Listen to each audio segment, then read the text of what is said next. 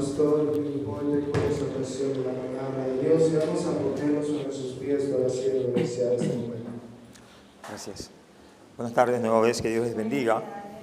Vamos a orar inmediatamente para ver lo que Dios nos tiene a través de su palabra. Oremos. Padre, gracias en esta hora por permitirnos reunirnos como iglesia con la intención de glorificar su nombre.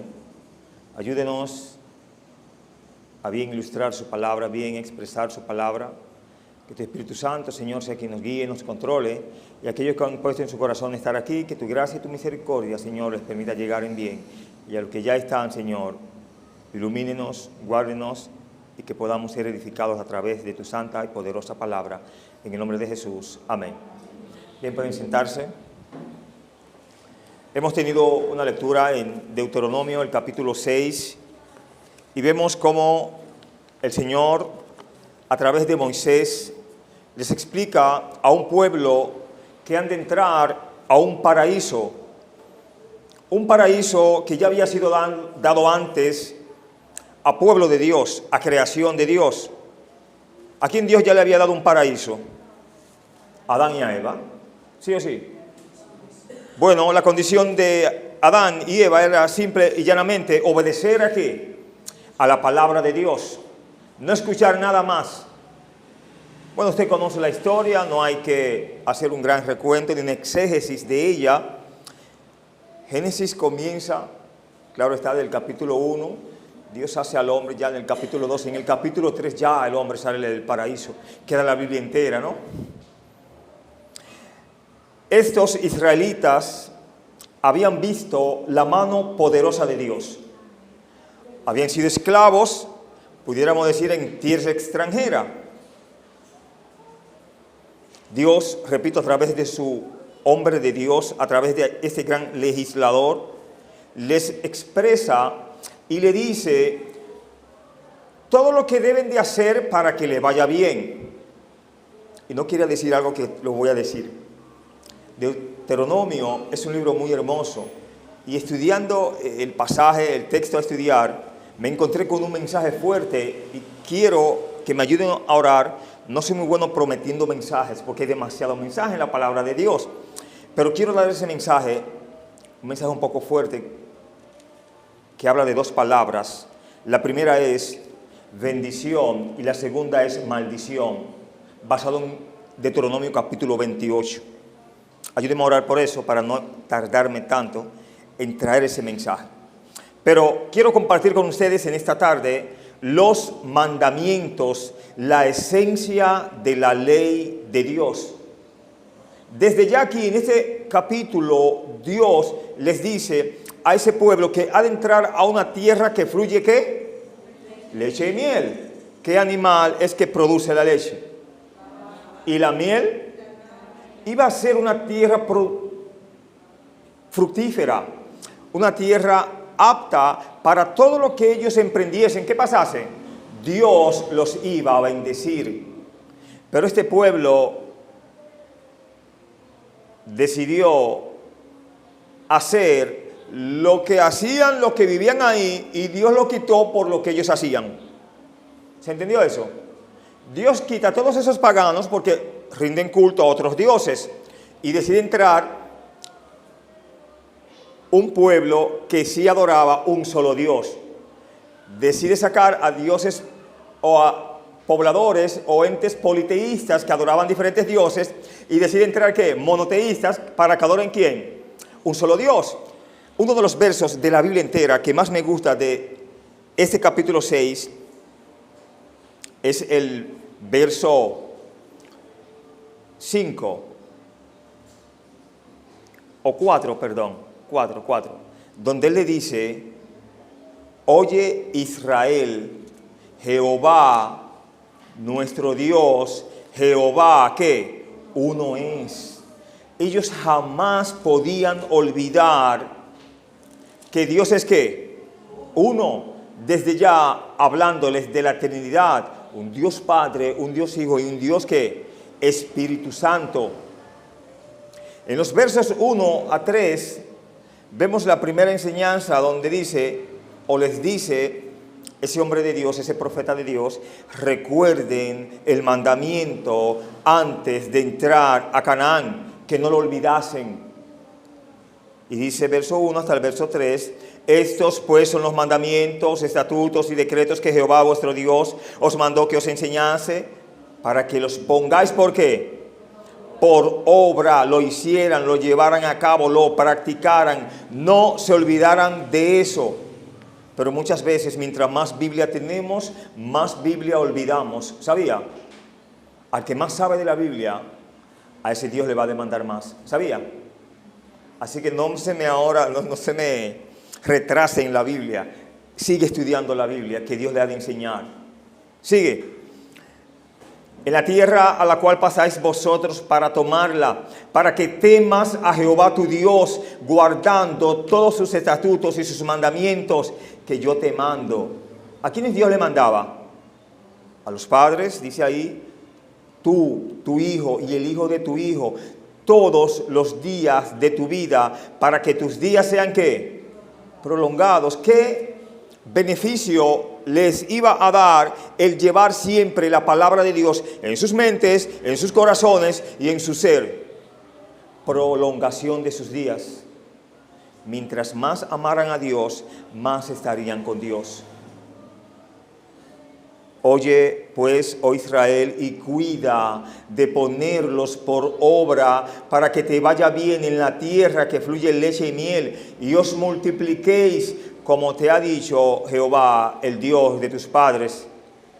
Moisés aquí les está exhortando que si llevan a cabo la verdad de Dios, los mandamientos de Dios, iban hasta a multiplicarse. No iba a haber esterilidad en el pueblo. Recuerde que para el pueblo judío, una mujer que no podía concebir, el mismo pueblo la veía como alguien estigmatizada. Algo está pagando esa, algún pecado lleva que Dios no le permite que el fruto de su vientre fructificara, en otras palabras.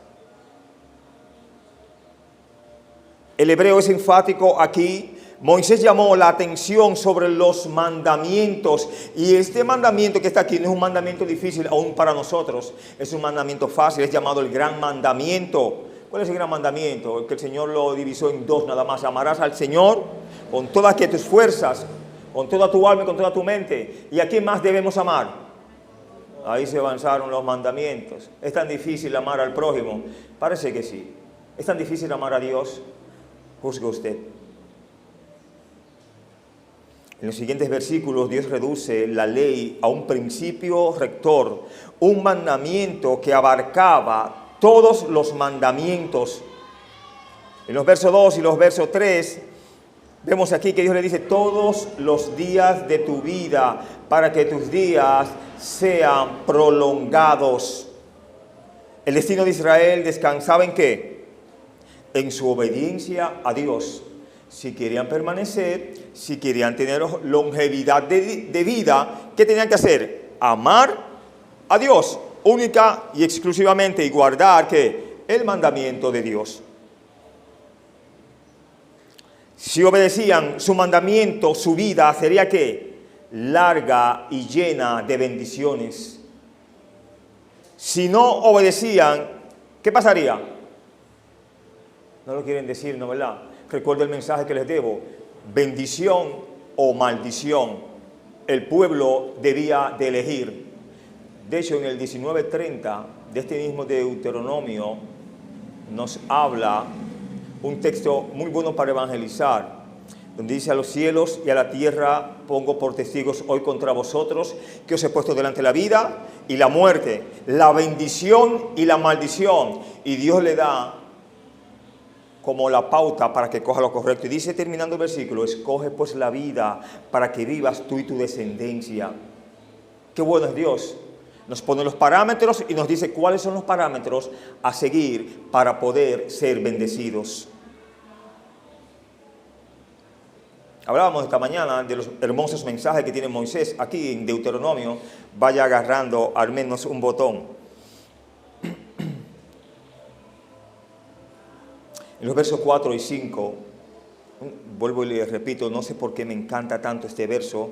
Quizás al estudiarlo me pude dar cuenta de tantas verdades y qué significaba para el israelita, para el judío. Esto era como una oración para repetirla muchas veces, incluso en el momento de victoria como en un momento de aflicción. Oye Israel, es orando, es usted orando. Oye Israel, Jehová, tu Dios Jehová, uno es. Repita mucho eso y eso le traerá bendición. Oye Israel, Jehová, nuestro Dios, Jehová, uno es. Y amarás a Jehová tu Dios de todo tu corazón y de toda tu alma y con todas, ¿qué? Tus fuerzas. Si tienes pocas fuerzas, las pocas que tenga, ¿qué? Abrázalo con esas. Si tienes muchas, no deje una suelta. Oye Israel, pero también oye iglesia.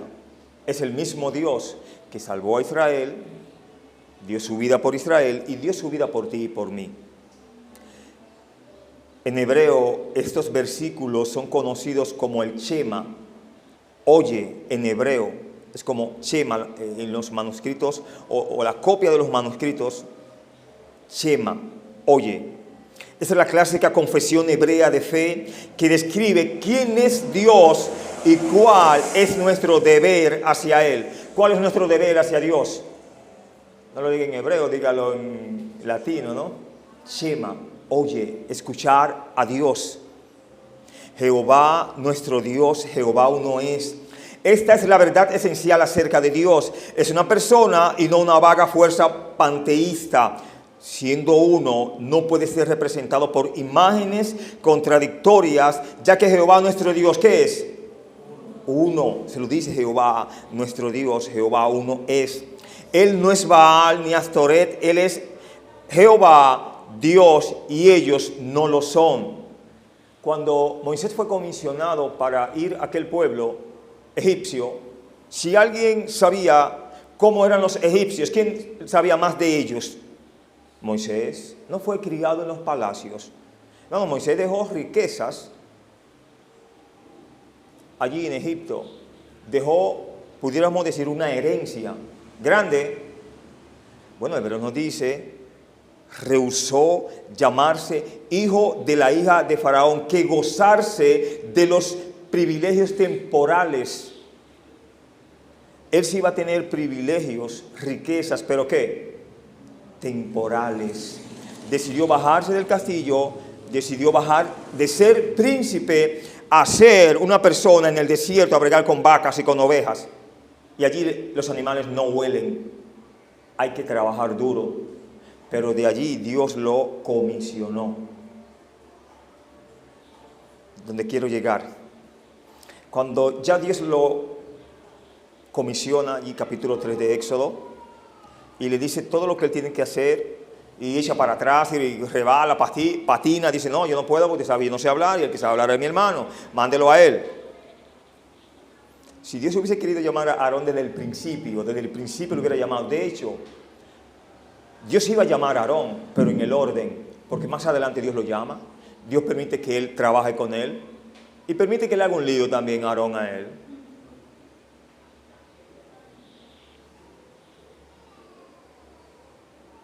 Pero, ok, usted me dice que le diga todo lo que le diga allí. Si ellos me preguntaran, ¿quién te envió? ¿Qué yo voy a decir?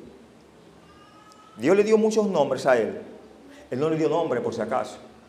Él me dijo, yo soy, te envío a vosotros. Y punto. Ellos no tienen que conocer más nada. Solo diga eso. Si eso lo iba a confundir, que los confundieran, pero yo soy, te envió.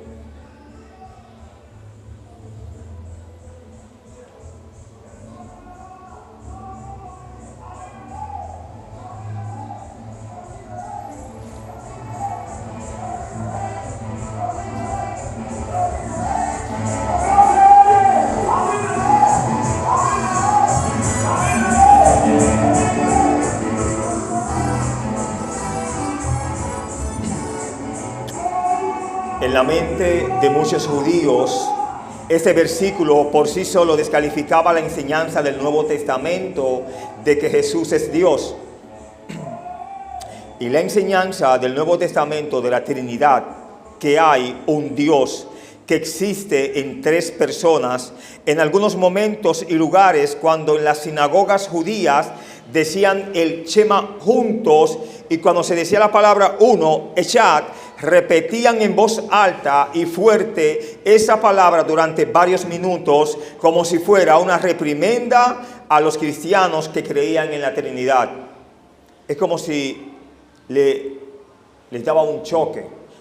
Ellos habían ya entendido, judíos, que Jehová uno es, pero creyentes cristianos habían entendido de que Dios es un Dios trino. Entonces, ¿a quién creer? Bueno, no es algo que se divide en tres dioses, es una persona dividida en tres: Padre, Hijo y Espíritu Santo. No son tres dioses, ¿no? Sino una persona en forma de Trinidad. Los cristianos deben llegar a una comprensión renovada de la unidad de Dios, un Dios en tres personas. Deben apreciar el hecho de que Jehová uno es, no tres. Como dice Primera de Corintios, capítulo 8, verso 6. Veamos allá, si nos aclara un poco más. Primera de Corintios, capítulo 8, verso 6.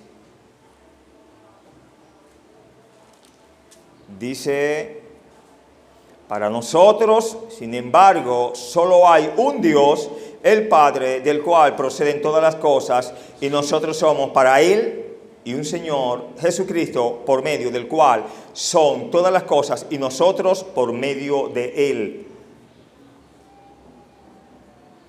Sin embargo, solo hay un Dios, adoramos a un Dios que existe en tres personas, no son tres dioses separados.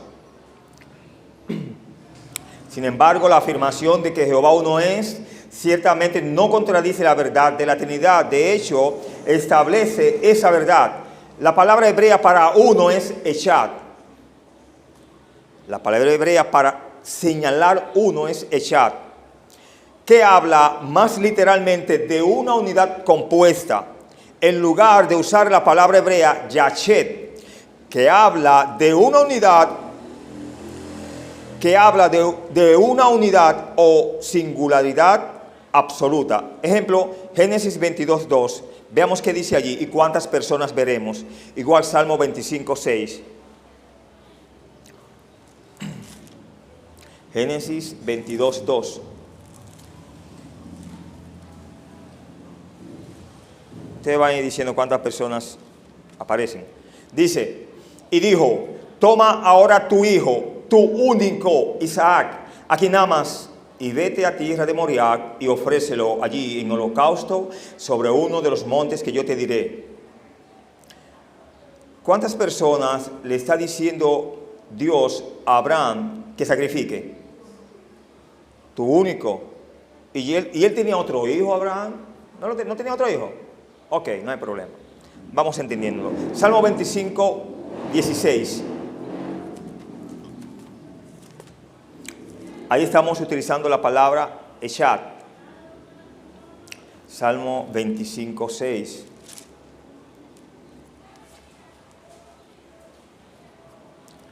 Dice la palabra del Señor: acuérdate, oh Jehová, de tus piedades y de tus misericordias, que son perpetuas. ¿Cuántas personas están con David ahí pidiéndole a Dios piedad y misericordia? ¿Quién habla ahí? Entonces él solamente dice: acuérdate, oh Jehová, de tus piedades y de tus misericordias, que son perpetuas. Él no está pidiendo por un pueblo, ni por los siervos de él, ni por más nadie. Está diciendo: acuérdate. No está diciendo, él no está diciendo acuérdate de nosotros, etcétera, etcétera.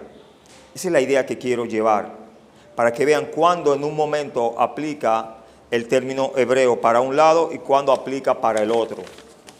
El primer uso de Echad en la Biblia está en Génesis 1:5, donde dice: y fue la tarde y la mañana un día. Incluso aquí vemos una unidad. ¿Qué vemos ahí que se forma en la tarde y en la mañana? Bajo dos condiciones se da un efecto. Bajo la tarde y la mañana, se da ¿qué? Un día. Va mirando. Con la idea de pluralidad compuesta por la tarde y la mañana. Génesis 2:24 usa echad al decir que los dos serán una sola carne. De nuevo, la idea de una unidad, una sola carne, haciendo la pluralidad de dos. ¿Quiénes son los que se unen en una sola carne? El hombre y la mujer, cuando se unen en matrimonio, cuando deciden ya llevar una vida en convivencia.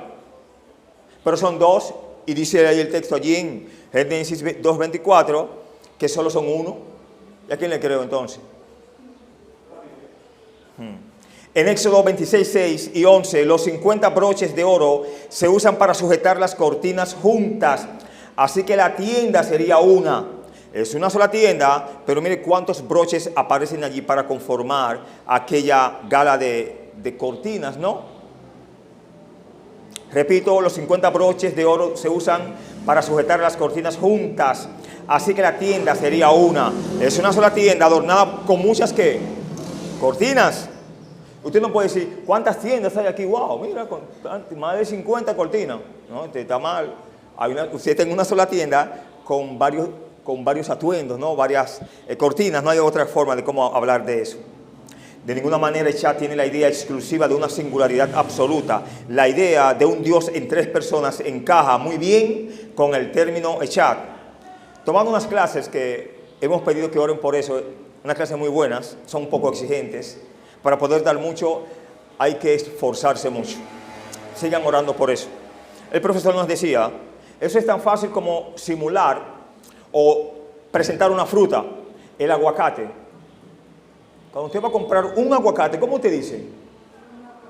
Y le voy a decir, el aguacate tiene masa, tiene cáscara y tiene semilla. Son tres condimentos que se dan en esa fruta. Y usted no dice, dame la cáscara, dame la masa y dame la semilla del aguacate. Porque usted está como hablando mal, ya, ¿no? Se entiende que el aguacate se compone de esos tres ingredientes, por así decirlo, ¿no?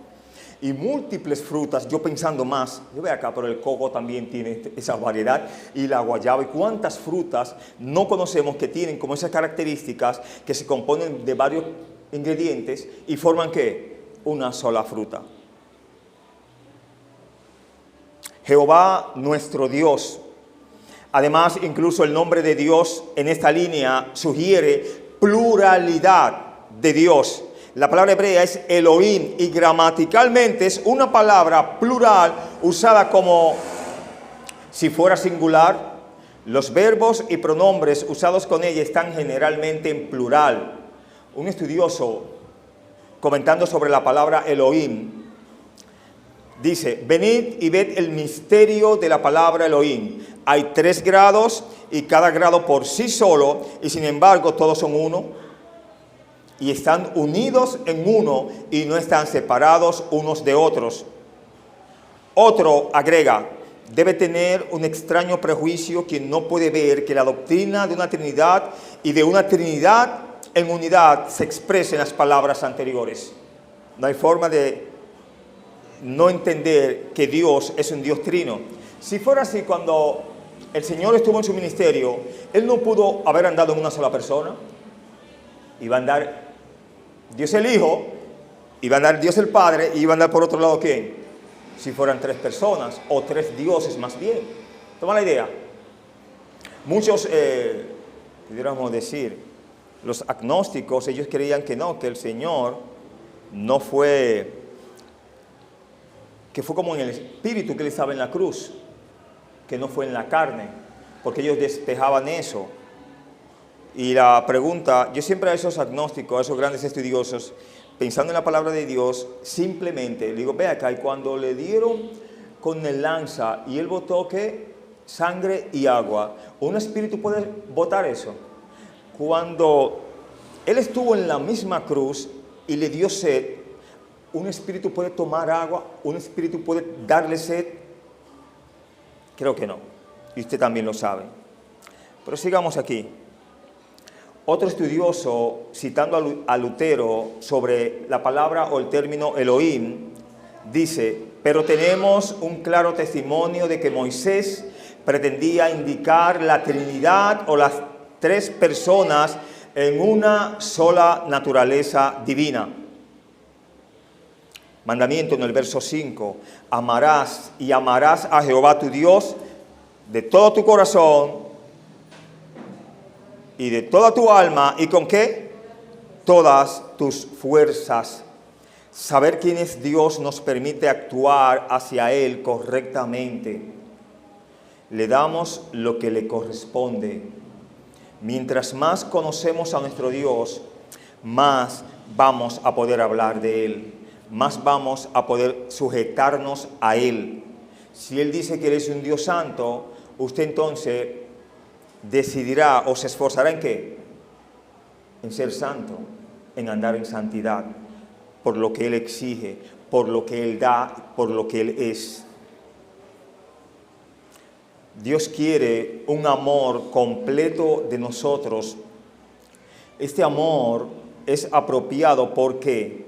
Porque Él nos amó completamente. Nos enseña la Escritura en 1 Juan 4:19 que nosotros le amamos a Él, ¿por qué? Porque Él nos amó primero. Lo que Dios más quiere de nosotros es nuestro amor. A menudo pensamos que Dios exige otras 100 cosas de nosotros. A veces creemos que Dios exige nuestro dinero. Para nada, Él es el Dios ¿de qué? A veces creemos que Dios exige nuestro tiempo. ¿Quién hizo la tarde y la mañana? ¿Quién le dio 24 horas al día? A veces creemos que Dios requiere nuestro esfuerzo,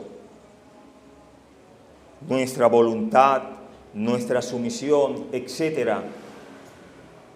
Si no le damos nuestro amor, no les estamos dando nada, porque el que ama a Dios dará todo lo otro. ¿Sabía eso?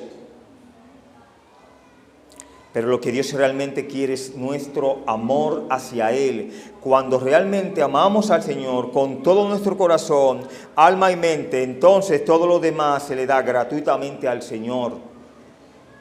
Si le damos al Señor todo lo demás, dinero, tiempo, esfuerzo, voluntad, etc., sin darle nuestro amor, todo se desperdicia.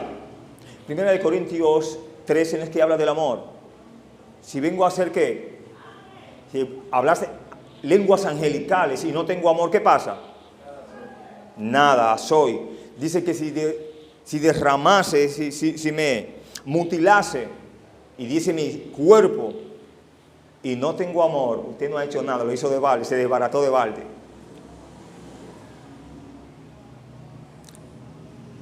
Jesús llamó a esto el gran mandamiento, Mateo 22, 37 y 38, y dijo que el segundo mandamiento, amarás a tu prójimo como a ti mismo, era como este primer y grande mandamiento.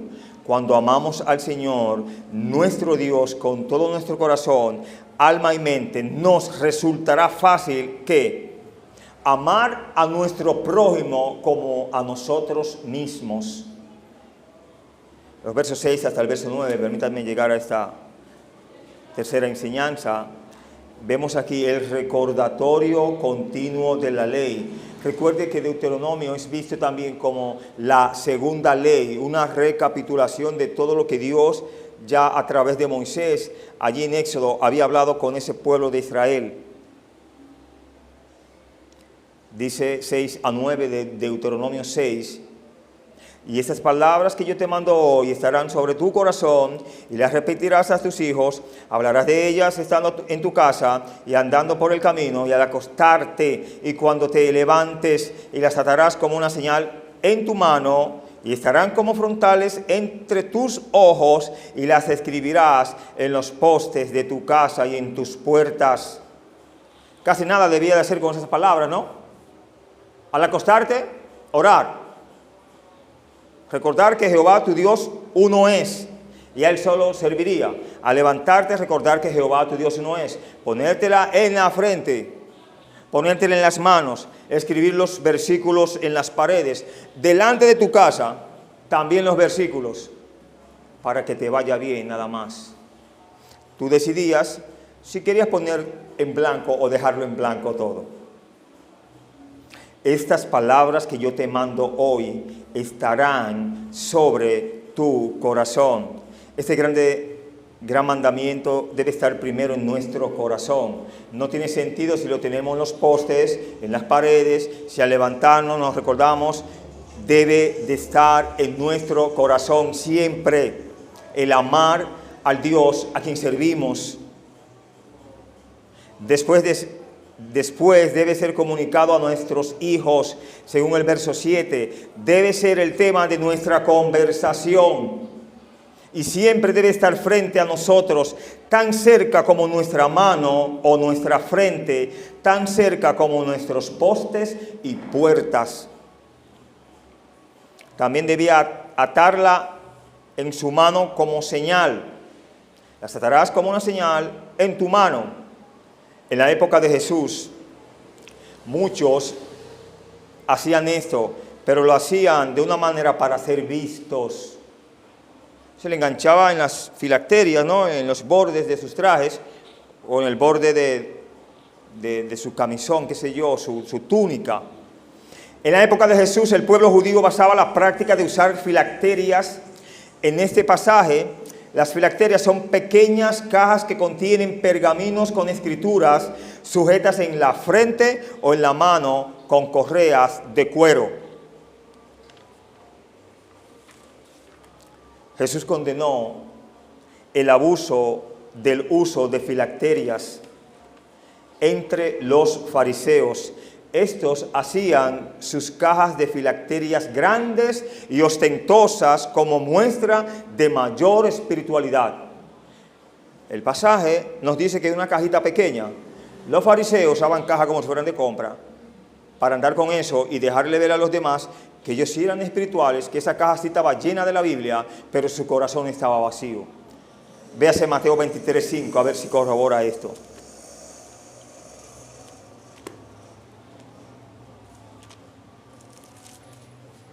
Mateo 23:5 dice: antes hacen todas sus obras para ser vistos por los hombres, pues ensanchan sus filacterias y extienden los flecos de sus mantos. ¿Y qué más? Y aman los primeros asientos en las cenas y las primeras sillas en las sinagogas y las salutaciones en las plazas, y que los hombres le llamen ¿qué? Maestro, maestro. Así se bueno, rabí, rabí, la enseñanza. Pero vosotros no querráis que os llamen rabí, porque uno es vuestro maestro, el Cristo, y todos vosotros sois ¿qué? Hermanos. En los últimos tiempos habrá una imitación satánica de esta práctica, cuando el número del anticristo se aplicará a la mano o a la frente de todos los que lo tomen. Apocalipsis 13:16 habla de ello.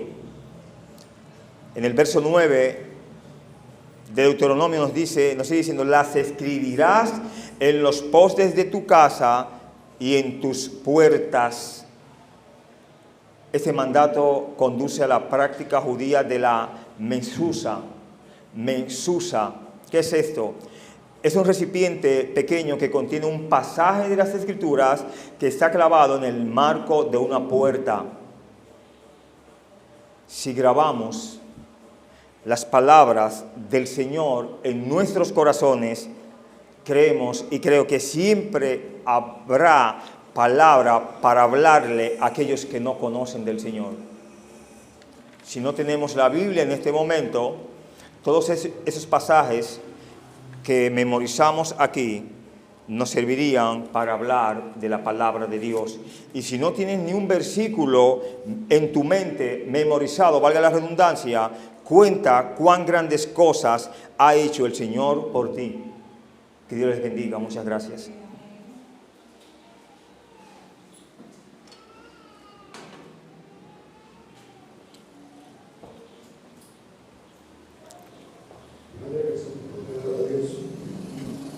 Dios abuelo, Dios la pasada semana vamos a hablar sobre la provisión de riesgos y riesgos.